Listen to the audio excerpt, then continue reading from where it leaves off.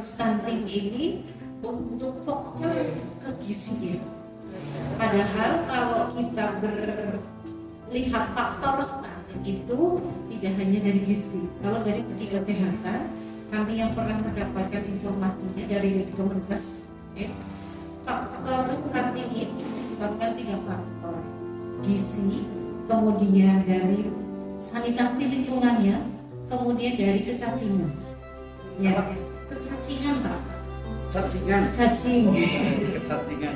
Jadi kalau semisal nih, saya jadi ingat ketika rapat di kecamatan dari Bu Sekdesnya Rempah bertanya, Pak Camat mohon maaf, kami sudah sering memberikan intervensi, tetapi kok tidak ada perubahan. Jadi ada koreksi yang ketika gizinya ini bagus, intervensinya banyak sekali.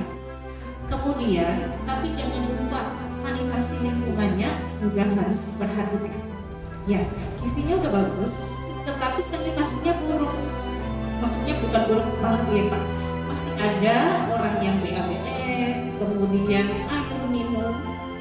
sumber air bersih, air minumnya belum layak. Ini informasi barusan saya WA ke petugas Desli, dari 3 sampel yang diambil balita stunting,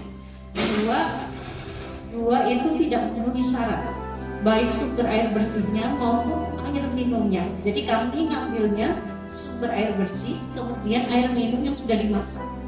Air minum yang sudah dimasak masih ada kandungan bakterinya.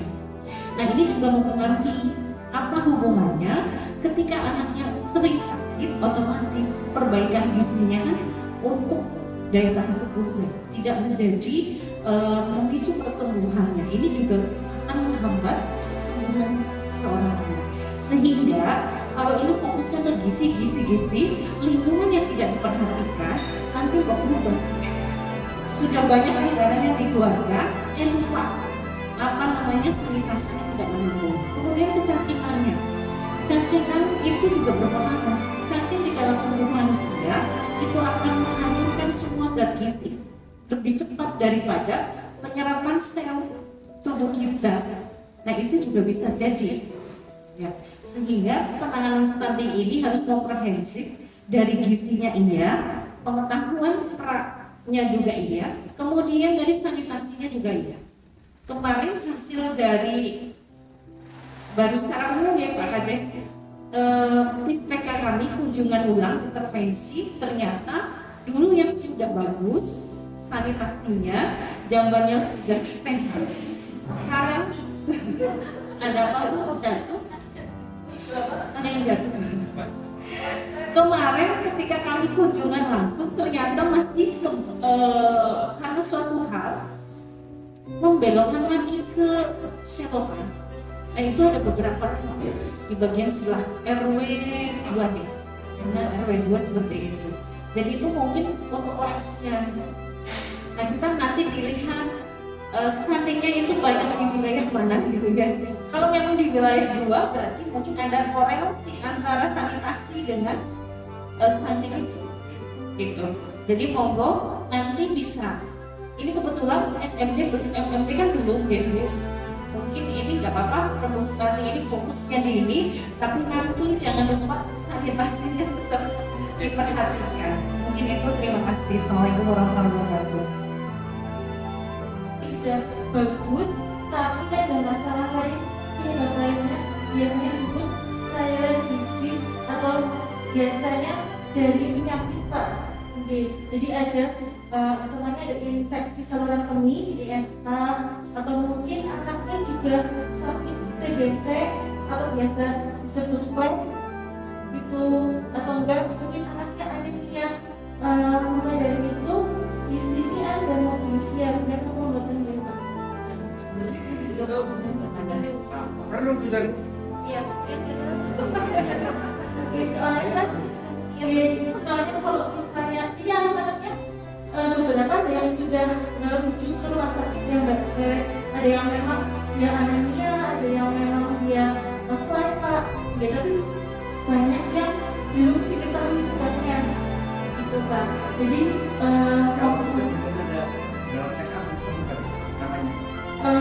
ya nanti ada apa ya konsultasi ke dokter spesialis anak dan tapi bukan kendaraan ambulan.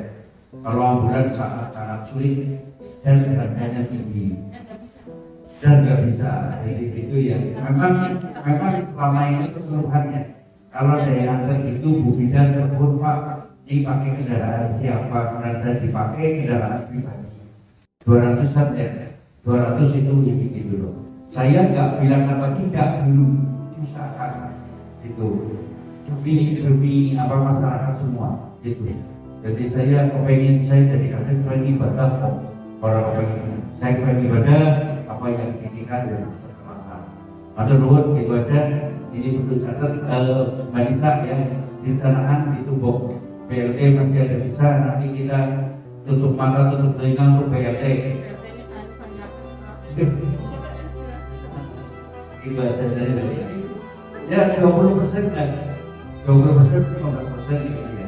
Kalau maksimal 25%. Jadi nanti bagi yang terima BLT ya tadinya 40% kita akan diakurasi benar-benar karena di sini sudah ada aturan yang menerima BLT itu loh. Saya akan nanya siapa BLT, kira-kira orang harus menerima ya orang.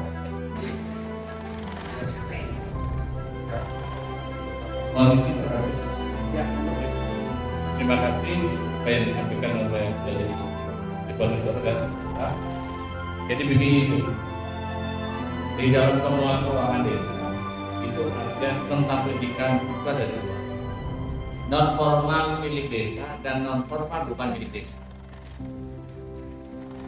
Kalau non formal milik desa itu intensifnya bisa terbiayai oleh desa, karena itu milik desa.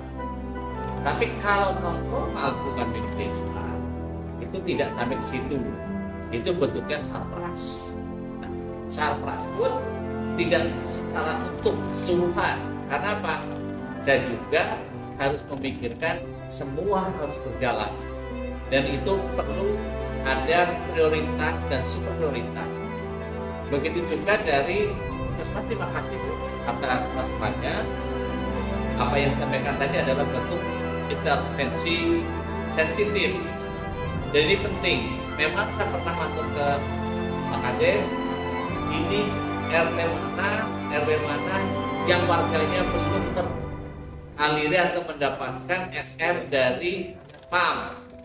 Itu dalam ini adalah dari PAMSIMAS gitu ya, ataupun dari yang dikelola oleh BUMDes.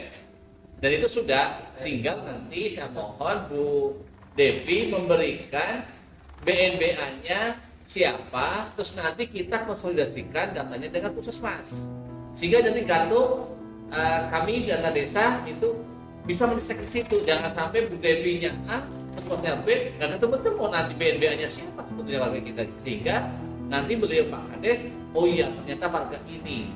Nah sehingga bentuk-bentuknya nanti menjadi spesifik karena itu bagian dari stunting. Nanti Bu Bidan sama Bu Devi akan memantau terus mendampingi sampai saudara kita itu sudah terbebas dari stunting. Nah yang harus diselesaikan ya ajak kesuwen gitu, maksudnya pendampingannya apakah 3 bulan atau 2 bulan, itu kan yang tahu proses kesehatan. Nah itu saja Bu yang bisa saya sampaikan. Mohon maaf Pak Agus, saya sedikit memotong tadi, tapi semuanya memang seperti itulah tata kelola keuangan di desa, juga harus semuanya ada prioritas dan super prioritas. Dan saya terima kasih, ini memang saya sudah mendorong pada beliau adanya mobil desa siaga kesehatan, karena desa ini sudah memiliki perdesnya. Jadi gini Bu, nggak sekonyong-konyong desa itu langsung beli mobil, kan seperti desa lain kayak gitu. Nggak bisa, harus ada aturannya. Alhamdulillah beliau Pak Kades dan Bu Sekdes juga BPD harus ditentukan dulu perdesnya sudah. Sehingga saya pernah dorong mau beli sekarang atau nanti gitu. Ternyata dari Puskesmas kita mendorong, dari Bidan kita mendorong, kita niatkan semoga bismillah di tahun 2023 bisa terwujud. Alon-alon insya Allah desa sini akan mendekati capaian SDGs, sebagai contoh dari SDG 6, air bersih terlayani, kesehatan juga terlayani, terus desa ramah pendidikan juga di sana. Begitu juga tadi himbauannya dari Bu Devi, ucapan edisi untuk Desa Ramah Perempuan dan Anak banget sama. Dan satu, ayo kita bareng-bareng menguatkan Desa Pamijen untuk sampai terwujudnya, sampai menjadi secara benar. Terima kasih. Assalamualaikum warahmatullahi wabarakatuh.